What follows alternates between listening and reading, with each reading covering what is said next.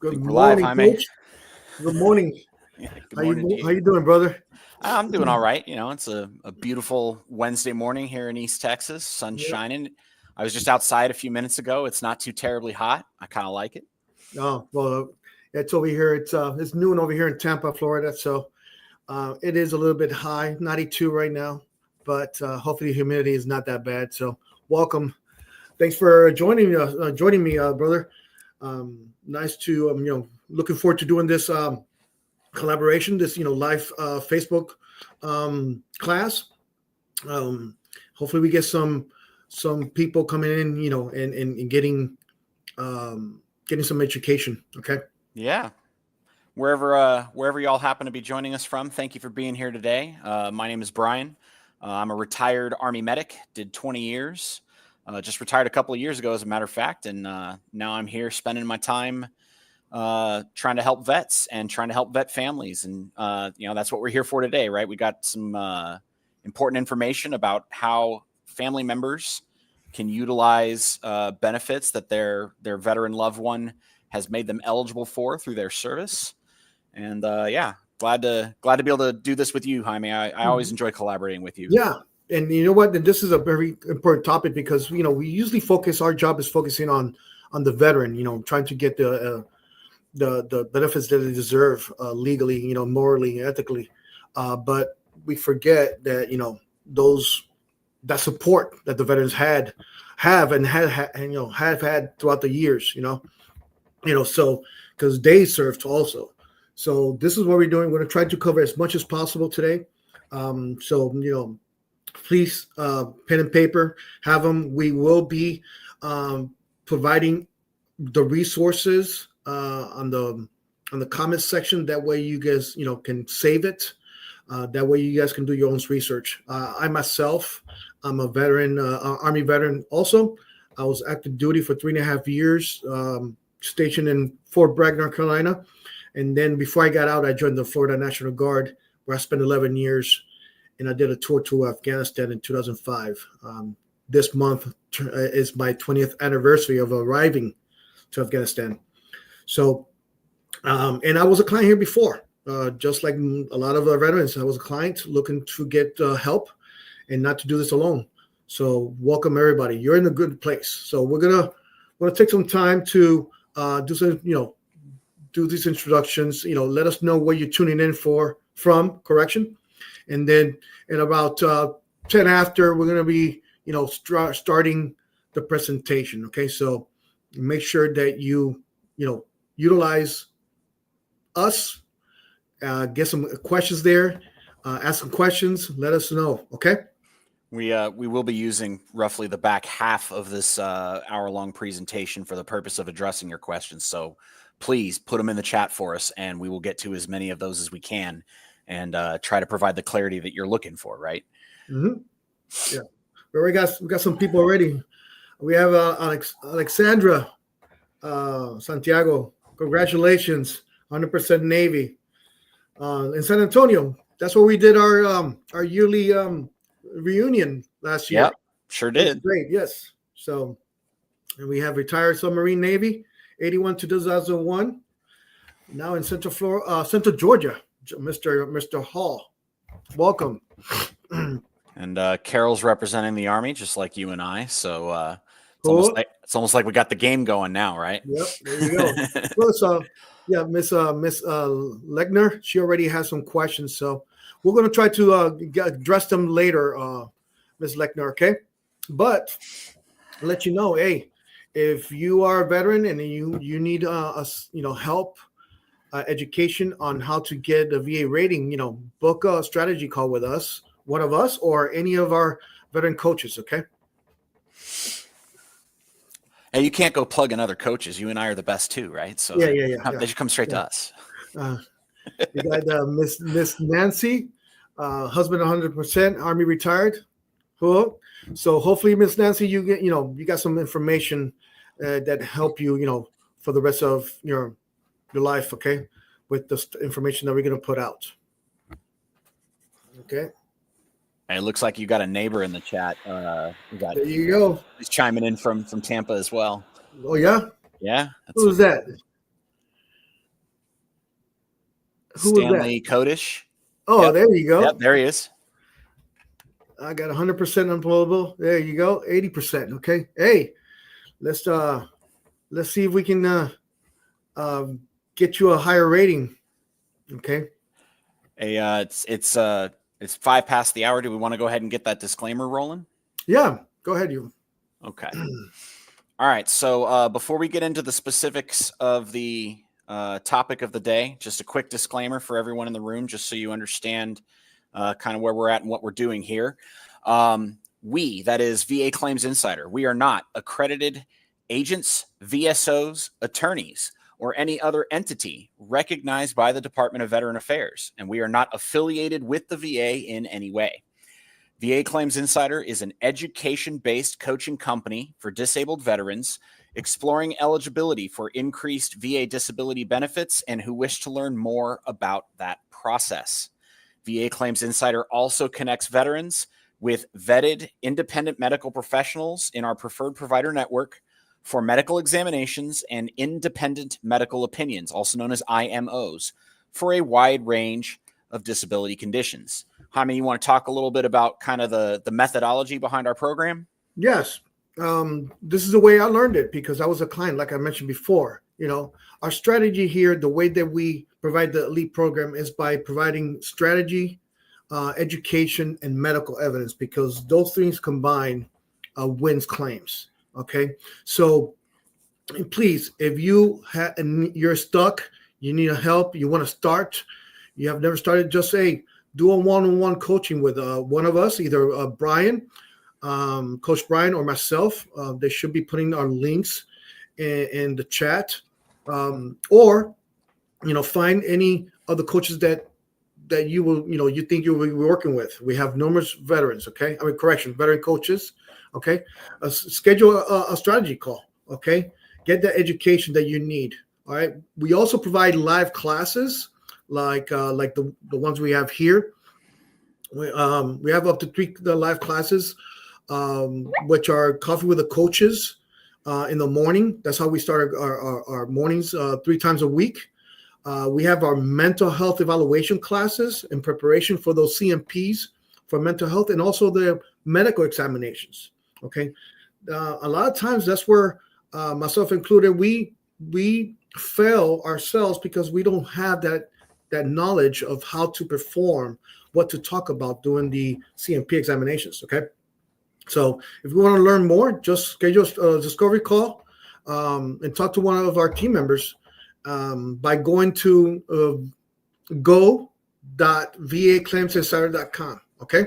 Reach out to our organization at that website. We would love to partner up with you and help you through this journey. Absolutely. All right. So today's topic, we're talking about benefits, and specifically benefits available to spouses of disabled vets who are rated at 100%. Anyone who's spent any length of time working with the VA on disabled vet claims and things like that knows that there's financial compensation, right, that comes with those disability ratings. But that's only one facet of the benefits that are available. And so our purpose with today's class in particular is to not only talk about what other benefits are applicable, but which ones are specifically for dependent spouses or even your kids in some case, right? Because, as Jaime pointed out earlier, it's not just the veteran, it's their close support network, right? The people closest to them who sacrifice as part and parcel with the service that veteran rendered to the nation. You sacrifice time away from your family.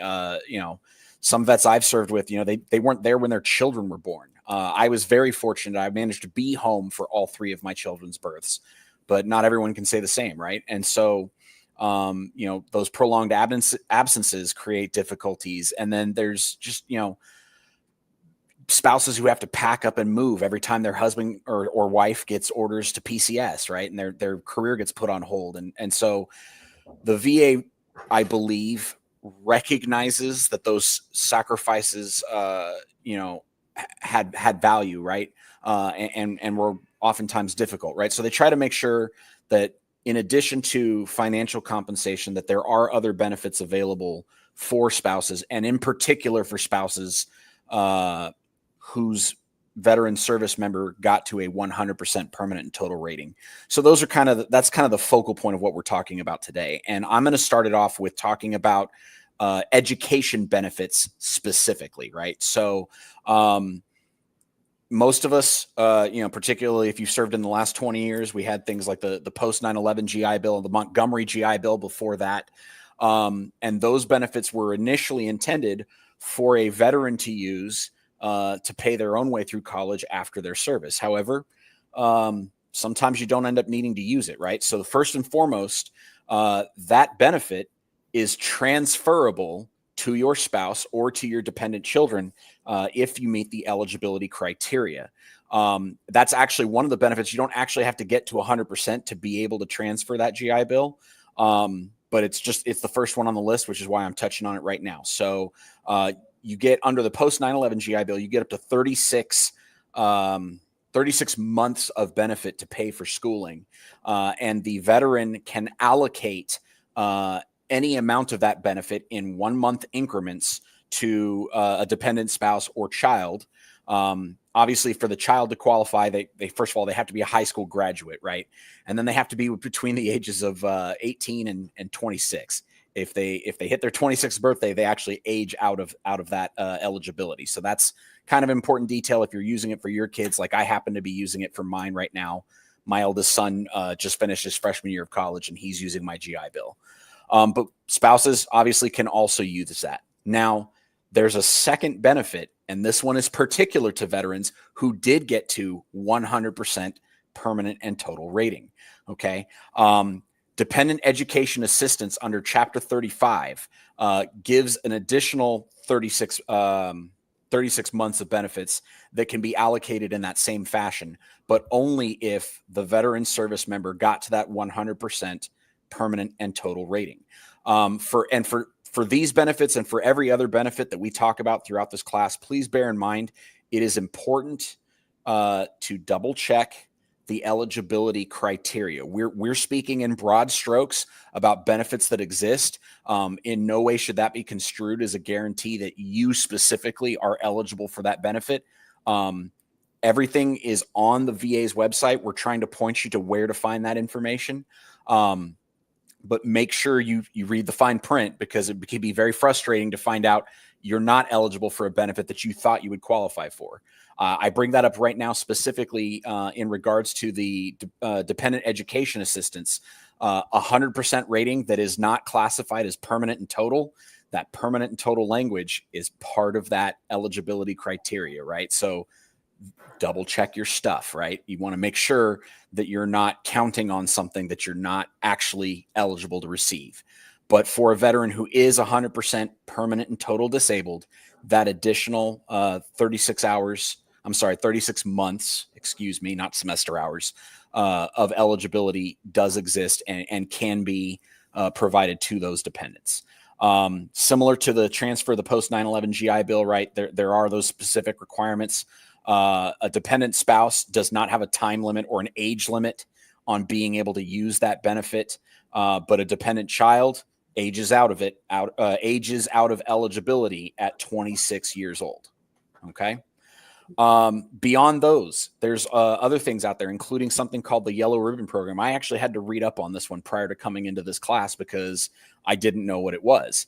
So the Yellow Ribbon Program allows for your benefits that normally cover in-state tuition or equivalent expenses.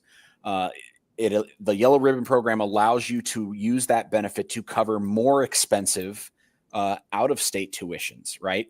Now, there's a couple caveats to that, all right? The program the school in question must have a Yellow Ribbon Program. And for those programs, they typically have a limited number of enrollments, right? So if they've reached their cap of eligible people who are enrolling at that school under that program, you won't be able to use your benefit at that school until they come down below that maximum number, right? So there's a couple different facets there, but the takeaway is you are not limited exclusively to using those education benefits at an in-state state-sponsored school, right? You can use it for other schools, even if they charge a little bit more. But there are some additional hoops to jump through in order to try to stretch your benefit to meet that need. All right, so I've talked about those first three there. Give me 1 second just to check my notes real quick. Okay. You know what, Jaime? I just realized I jumped the gun. I was supposed to let you talk first, man. No. Keep on going. Sorry, I got rolling. I got to keep moving. Okay. Keep on going. So some additional benefits, and I'll be briefer on these ones because these are going to be a little more case specific, right? But your education benefits for that 100% disabled vet can also be used for things like work study programs. They can also be used to reimburse the cost of licensing and certification exams, and specifically for those exams, and also application exams for, like higher levels of education. Things like if you have to take an exam to qualify for entry into a master's program, these benefits can be used to pay for the cost of the exams in question, even if you have to take them more than once to get a passing score. The key prerequisite is you have to still have benefit remaining under one of those earlier paradigms that I mentioned. Either you still have remaining benefit from the post 9/11 GI Bill, or you still have benefit remaining from that survivor and dependents education assistance under Chapter 35. As long as that benefit still exists and has not been spent in its entirety, you can also utilize that resource to help cover the cost of those licensing exams and those entry exams into those higher education programs. There's also things out there like education and career counseling.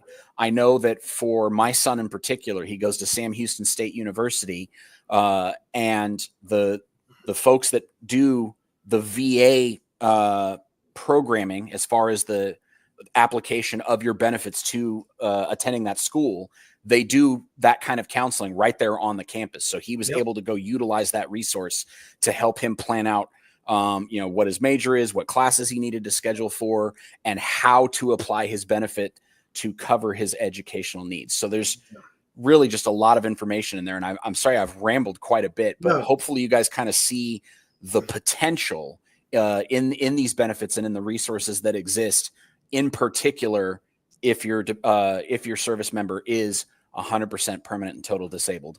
Jaime, thank you for being patient with me. I really didn't mean to jump the gun and skip your segment. I'm going to hand it back over to you. One thing I want to add is that, like you just said at the end, these colleges, these community colleges, these universities, most of them will have a veteran representative, okay, that are not there just for the veterans that are the students, but their spouses and the dependents. So, utilize this information and then confirm with them. Okay. So I'm going to go ahead now and talk about, healthcare and disability benefits. One of the biggest ones that I've used, my family is using right now, is that the CHAP VA, which CHAP VA stands for the Civilian Health and Medical Program from the Department of Veterans Affairs. Okay. And that's where the VA, the spouse, the dependent of the survivor of the veteran, that meet certain criteria will qualify for health care provided by the VA. Okay, there's certain stipulations, just like Brian said, make sure that you are eligible and that it fits you. But for right now, the basic eligibility is you have to meet one of these. Okay, your spouse or dependent child, or the spouse or the dependent child of the veteran who has been rated permanently and total, PNT, disabled from a service-connected condition, or you're the surviving spouse or dependent child of the veteran who died from a service-connected disability, or lastly, you're the surviving spouse or dependent child of a veteran who was, at the time of their death, rated permanent and total, disabled from the service. Okay, so once again, these topics, we're going to be putting them in the chat so you guys can save them, double check them, to make sure that you fit the criteria. My spouse and my son, they both utilize that, and it has been a big game changer. Okay. Next, the program of comprehensive assistant and family caregivers. Okay, that's where the VA recognizes that there's important of the family taking care of the veterans. Okay, and providing that quality of life. So there's a program where you could be assigned to be the caregiver of the veteran. Okay, so once again, eligibility, you have to be, you're a spouse, the son, the daughter, or the parent, or a step family member, or extended family of the veteran, or you live full time with the veteran, or you're willing to live full time with the veteran to be the family caregiver. Okay, so veterans have to be themselves 70% or higher to be well, qualified for that program. Okay, so once again, this is information that we are providing to you. We cannot go through everything because we will stay here, for hours at end. But please utilize this information to your advantage. Okay, there's a stipend involved with that, but just to make sure that you go through everything. The next one is mental health services. Just like we receive certain mental health services to the VA, the spouses, the dependents can utilize the resources that the VA can provide to help with mental health. VA dental insurance program, that's the VA DIP, which is where it offers discounted private dental insurance for veterans and the family members who meet obviously the criteria. Okay. Next, this is something that is very important because this doesn't happen often. Throughout the history of military and veterans, is that Camp Lejeune Family Member Program, where if the dependents of the family member were born, lived, or were in the womb of the mother while they were there, costs of the presumptive conditions that are in there could be covered or compensated by the VA. Okay. In order for you to be eligible, both of these descriptions have to be met. The veteran served in Camp Lejeune or the MCAS New River in North Carolina for at least 30 days between the dates of August 1st, 1953 and December 31st, 1987. Okay. And the veteran was dishonorably, did not receive a dishonorable discharge upon separation. Okay. And there's just a few of the conditions that are listed, like adult leukemia, bladder cancer, liver cancer, non-Hodgkin's lymphoma, Parkinson's disease. So that way, yes, you can't get compensated by the VA, but at least there's a compensation for the treatment, okay, or care. CHAMP VA in-house treatment incentive. That's where you have you have a program where it incentivize the treatment of veterans at their home. Okay. And you can take multiple care. You can take advantage of the programs that the CHAMP VA offers for the family members. Okay, for planning for taking care of the veteran when they have needs: hospice care, inpatient care, memory care, outpatient care, and other services. Finally, on this topic, the caregiver support program. That's where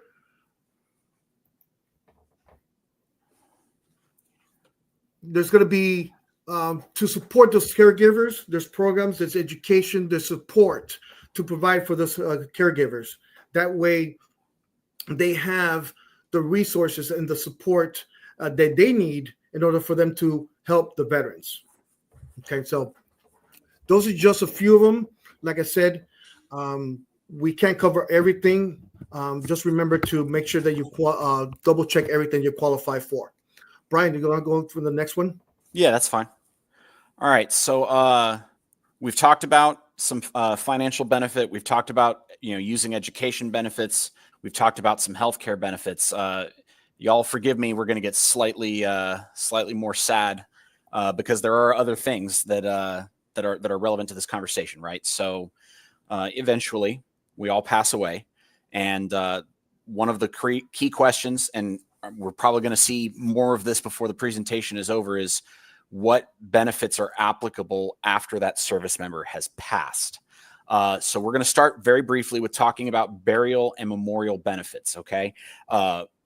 Qualifying veterans, right, who have their qualifying period of service are eligible to be buried in VA national cemeteries or in cemeteries that are not directly associated with the VA, but where the price of that service can be covered by an allotment given through the VA. Okay, so I'm going to touch briefly on some of those things and hopefully provide a little bit of clarity to that. I want to spend a ton of time on it, but it's important information, right? So we'll start with some of the obvious things like VA headstones, markers, burial plots. So if your veteran passes and they're service qualified, then they're eligible to be buried in that VA cemetery.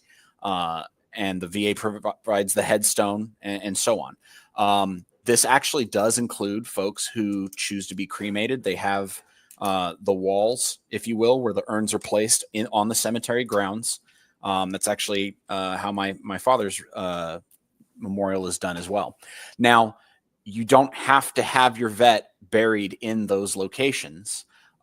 They can be buried elsewhere, or you can have that cremation done and receive the urn with their ashes and choose not to bury it anywhere, right? Some folks choose to keep the remains of their loved ones a little bit closer to themselves, maybe until they pass, and then they have them buried together, right?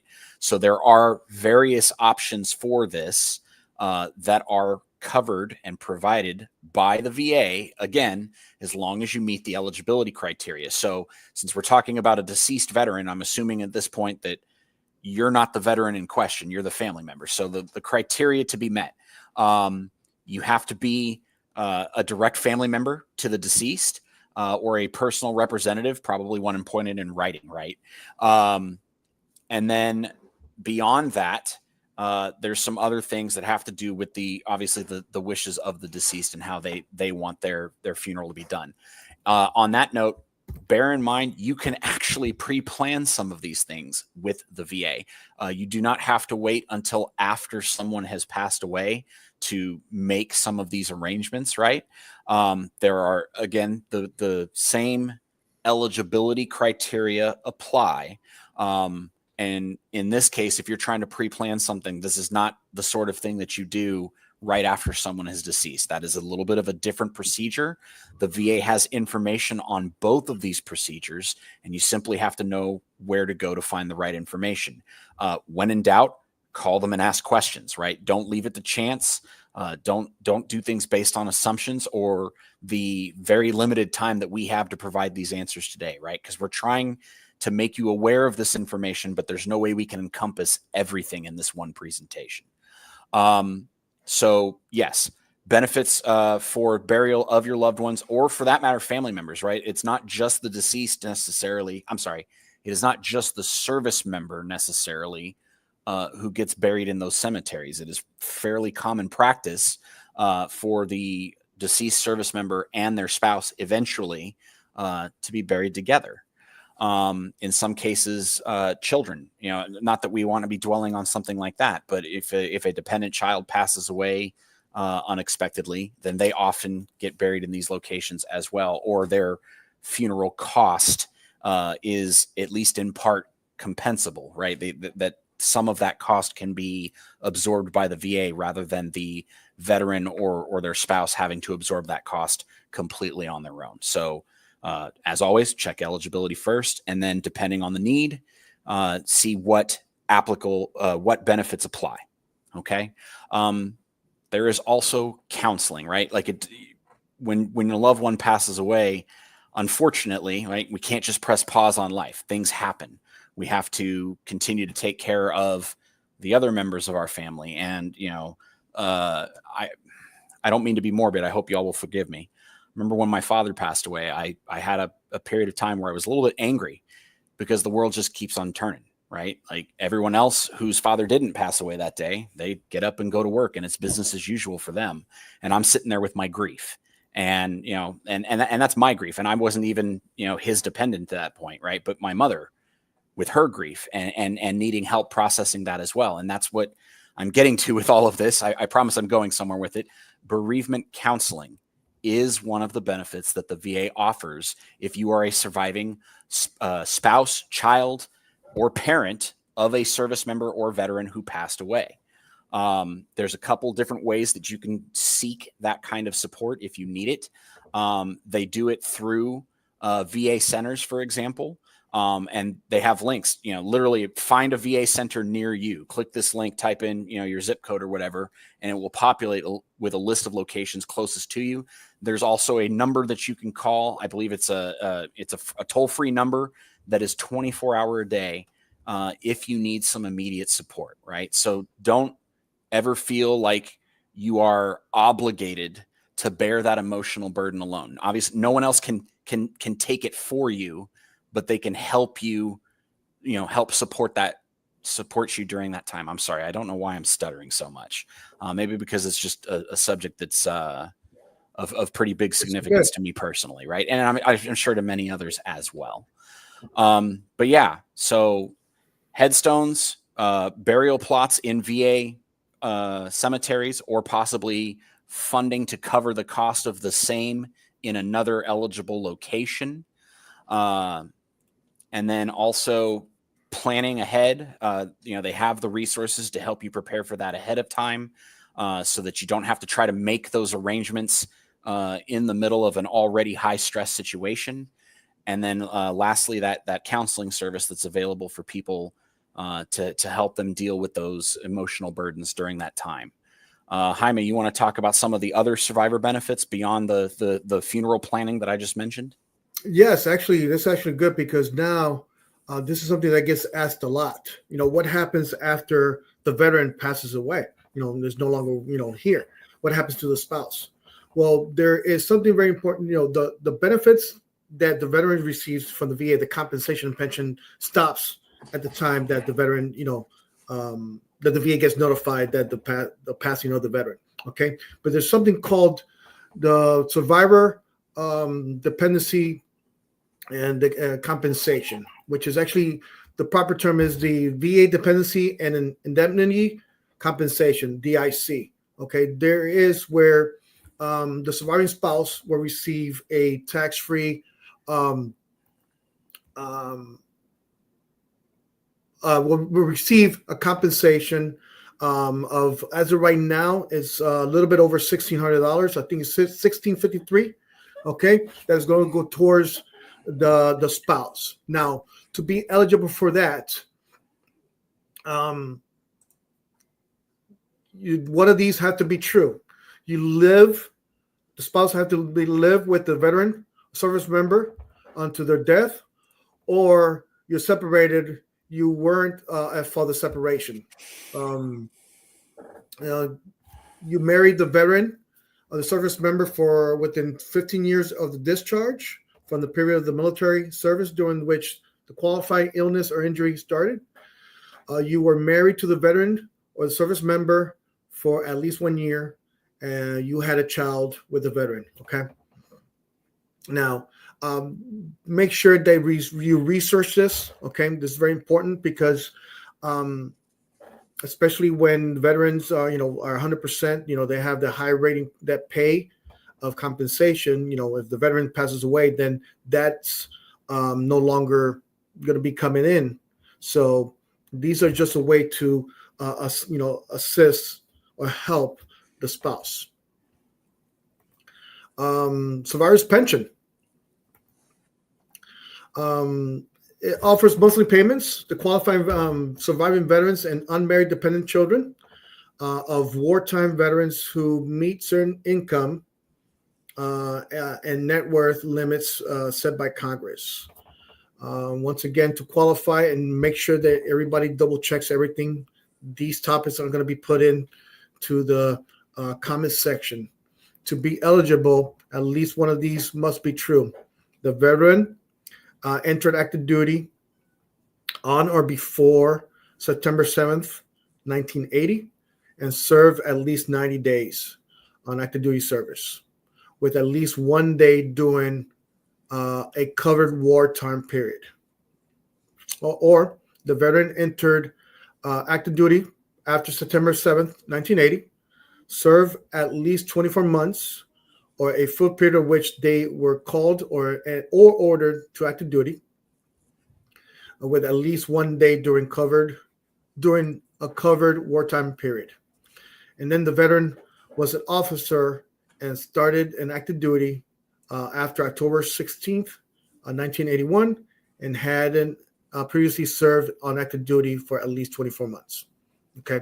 Once again, make sure that you research this information. Make sure that you do qualify and that you are eligible before you apply for these things. And each link that we're putting in will have additional information on how to apply for these services. Okay. Lastly, the aid and attendance, the VA aid and attendance benefits and housebound allowance. This is to provide benefits, monthly payments added to the amount of the monthly VA pension for qualified veterans and survivors. This is when the veteran needs help because they're housebound, depending on what kind of conditions they have. So the VA will provide additional compensation to augment, to help with that type of care, that very delicate and very detailed care, depending on the disabilities of the veteran. Okay. At least one of these must be true to be eligible. You need another person to help you perform daily activities like bathing, feeding, dressing. You have to stay in bed or spend most of the time laying down because of the illness. You are a patient in a nursing home due to the loss of mental or physical abilities related to the disability, or your eyesight is limited, which is the eyesight is limited where you need assistance to do most of the regular daily activities. Okay. Once again, make sure that you research all the information that we provide. That way you are educated on what your the veteran is eligible, or the spouses or dependents. So what else we have? You already got that, right? Yeah, the last thing I think was you were going to touch on housing assistance. Do you want to talk about that real quick, and we'll get into some questions? So a big one is, there is VA loans, right? Obviously for us, for the veterans, we have VA loans, but spouses also, surviving spouses are also eligible for VA loans and those programs. Okay. In order for the veteran spouse to participate in that, they have to get the certificate of eligibility, just like we get it, but it's going to be obviously the one for them because of their spouse that passed away, to show to the lender that they qualify for this. Okay. So again, eligibility. At least one of these must be true. The veteran is missing in action. The veteran is a prisoner of war. The veteran died while in service or from a service-connected disability. the veteran died while in service or from a service-connected disability, and you did not remarry before you were 57 years old, or before December 16th, 2003, or the veteran had been totally disabled and then died, but the disability may not have been the cause of death. Okay, so those are the criteria for you to be qualified for VA home loans for you spouses. Now, I know we're trying to cover as much as possible. We're going to go through some of the most common questions. That way we can open up to Q&As and try to answer the questions that we have in the chat. Okay, so you want to start with the first one, Brian? Yeah, sure. So we're going through the frequently asked questions first and then getting to the chat specific ones. So common questions. Does the wife of a 100% disabled veteran get benefits?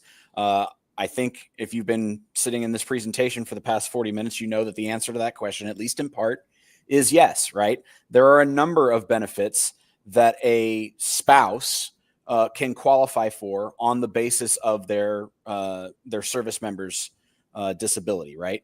Again, that includes things like Jaime was just talking about, in-home caregiver support, privileges to use commissary and exchange, survivors' compensation, assistance with funeral expenses or the actual, funeral services themselves in terms of where the burial takes place and the headstone and things of that nature.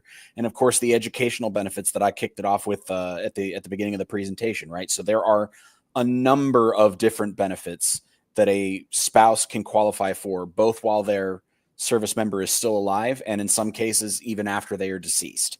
The next question, Jaime, I think is yours, right? Yep, that's correct.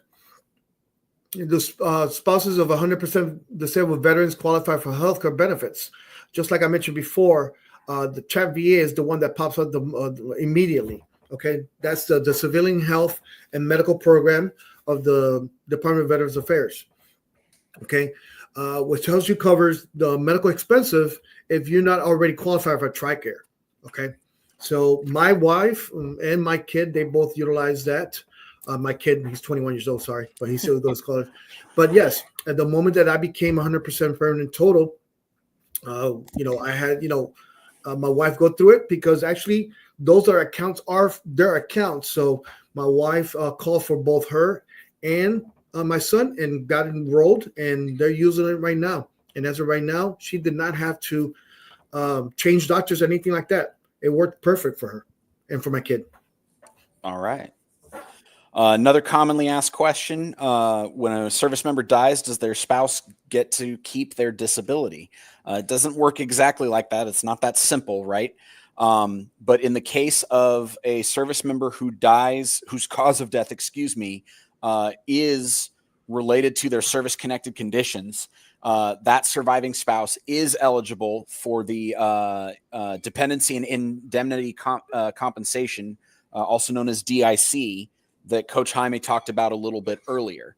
Now, in addition to that benefit, specifically if your service member happened to be a retiree, then unless they opted out of the program, there is a specific thing for a continuation of that pension for the surviving spouse at a reduced rate. I think it's like 55%. And that is the default unless the veteran opted out of it, which they can only do with their spouse's concurrence, right? So if your spouse happens to be a retiree and passes away, you should still be eligible for at least a portion of their retirement pay, unless their participation in that particular program was discontinued. Needless to say, I did not discontinue mine because if my wife outlives me, which she should, I want to make sure that she's still taken care of even after I'm gone. And that's pretty much most of the worries of most of the veterans is like this, taking care of the spouse. Yeah. And a lot of times that's the why the why our veterans come here to get that education and that support from us to go through this process. Okay. All right. Last question before we turn into the answering the ones on the chat. Do spouses of 100% veterans, 100% disabled veterans get dental benefits? Okay. Unlike us, who once we become 100% permanent total, we do get treatment at the VA or for dental. Okay. Our spouses do not. So, but they can participate on that dental program that I mentioned earlier, that dental insurance program, the VA DIP, where they can get discounted prices through for dental coverage. Okay. Once again, all this information we're putting out there so you guys and gals can do that research to make sure that these programs, these benefits do fit you. Okay. And so you can take advantage of them. Okay.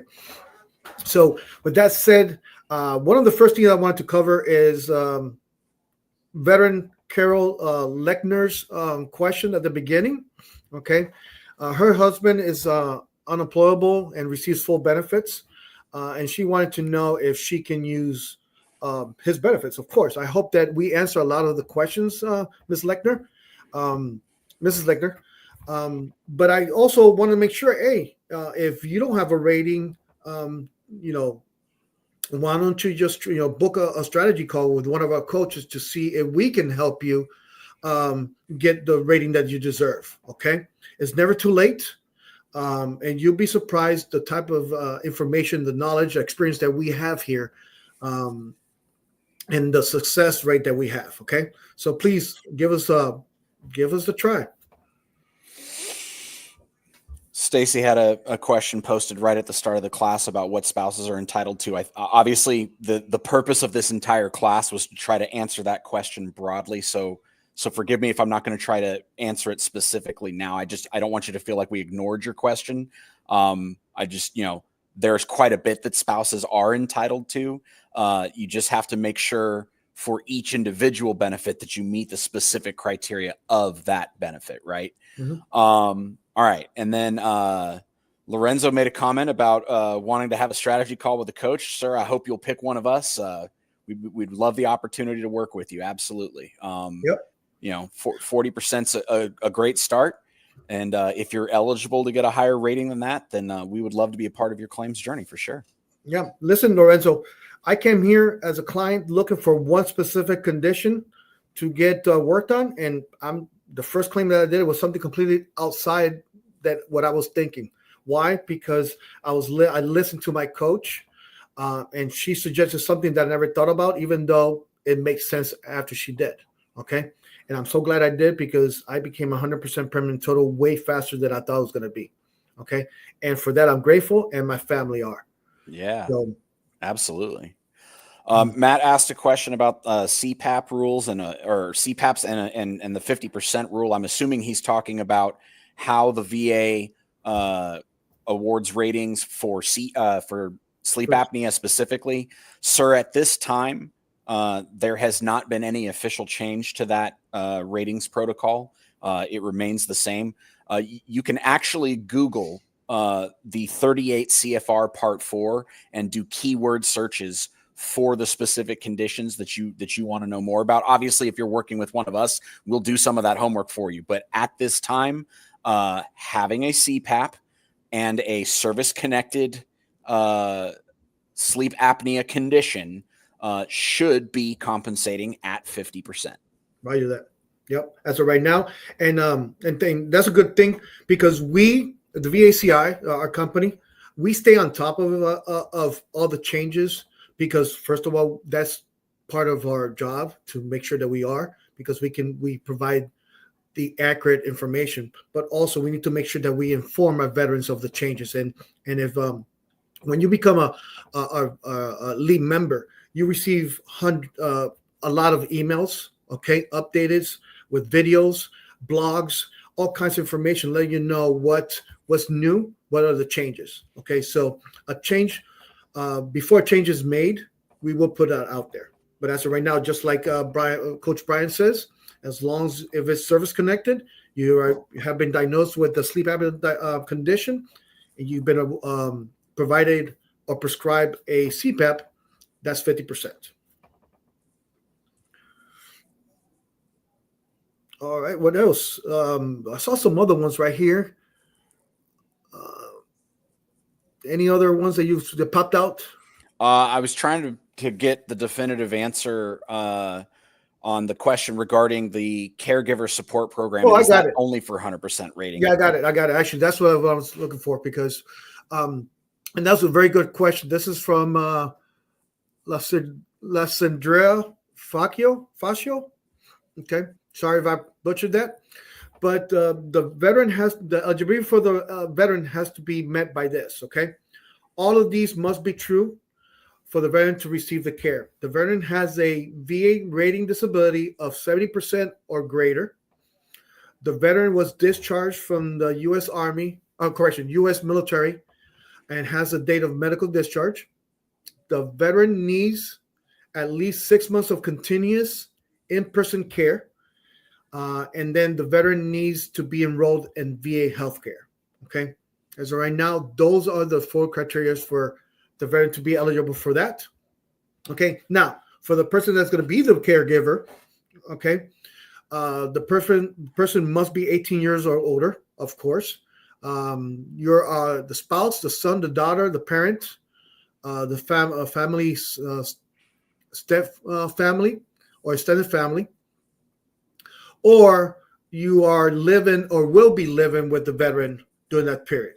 Okay, so I hope that helped, Ms. Fascio. I hope that helped. Okay.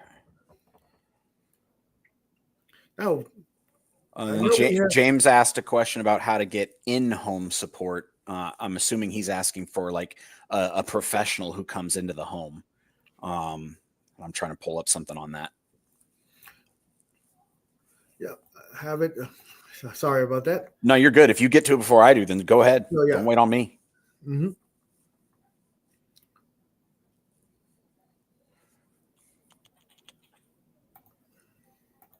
So I actually thought that kind of fell under the caregiver support service thing, but that's separate, right? That is called the VA in-house treatment initiative. Okay. So, and hopefully we can put that information in the chat so he can make sure that he gets that information. So it's covered through CHEV VA, okay, where CHEV VA, and there's specifics, okay? That's why we say make sure that you research this information.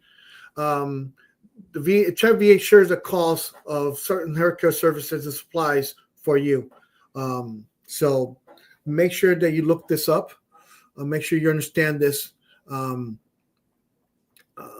remember, as always, all the information that we provide on the specific how to apply for this, what are the specifics and how you're eligible is going to be in each link. Also, another thing is that we forget, VA has a toll-free number. It's not 24 hours.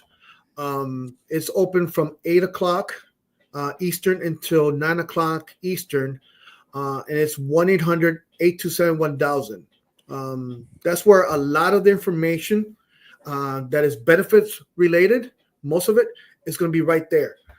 So give them a call, and have them, get directed to the proper information. That way you can have somebody with more knowledge and specific details give that information. Okay. Guillermo asked a question. I didn't quite fully understand it. It says, how about 90% and IU? I apologize. I don't understand what IU stands for in this context. I'm trying to sort that out. I think he's talking about TDIU. That's okay. Total disability, individual unemployability. Right. Okay. Now that's for the regular veterans that are trying to get the higher rating, and based on their information, their conditions, they might not meet that scheduler 100%.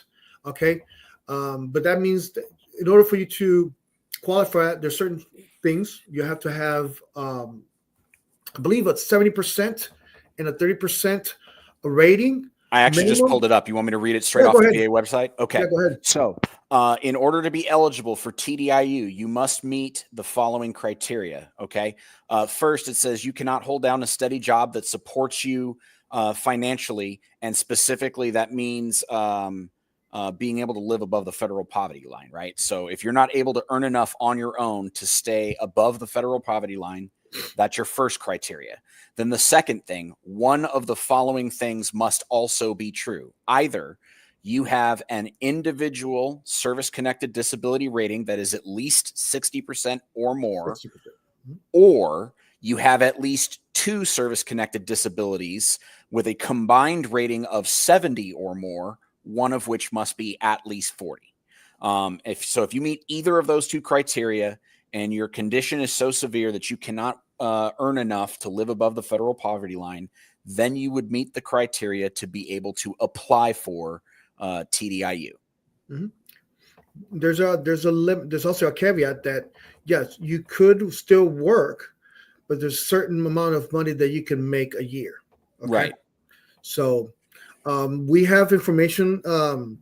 We also have our blog site that if you want, we're going to put the blog right here on the chats, so you can actually utilize it and punch in those keywords to get more information, because we break it down the way that the blogs are provided is to be as easy as possible to understand. Okay. Johnny asked a question about being at 100% rating but not being P&T, and he wants to know how he can change that. What do you want to tell him, Jaime?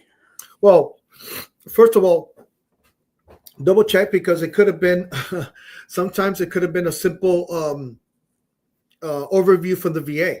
Okay. What you could do is write a statement to the VA and double check and ask them if they can rate you, if why is the reason why they have not rated you for permanent total, which is what PNT stands for. Okay. But if you want, we can take a look at it. We can have one of the veterans coaches here take a look at it and double check, make sure if you have that information. I mean, if you need that information.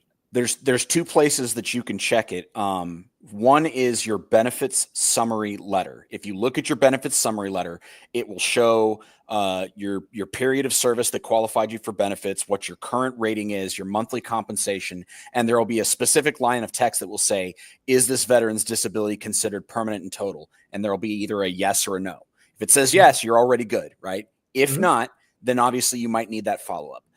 If you're not sure how to find that letter, the second place you could look, if your decision for your most recent claim that brought you up to 100%, at least on the recent ones, when you get that decision back, immediately below the decision about the claim that you filed and what rating was established, there will be some language that says something to the effect of dependent eligibility for additional benefits is established as of this date due to permanent and total nature of disabilities. So two different places you could potentially find that information on your own. But if you just can't locate it, if you need the extra help, please sign up and talk with one of our coaches. We're happy to answer that question for you.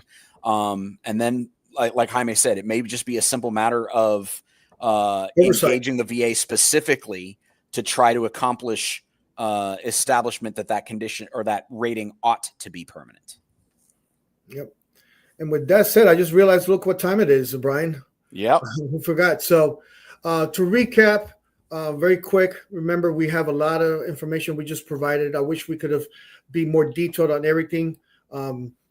Maybe there's more to come with less topics, that way we can be more focused. But remember, if you need some help, book a strategy call with us, either myself or Coach Brian. We have other veteran coaches.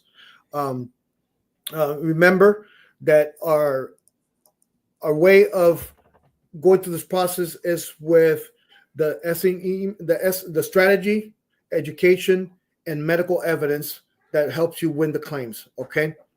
We have a lot of information. We have resources in our YouTube page, on our Facebook website, site. This is going to be this education class is going to be placed on the YouTube page today, so you guys can go visit it again. And then thank you for coming. Anything else there, Coach Brian?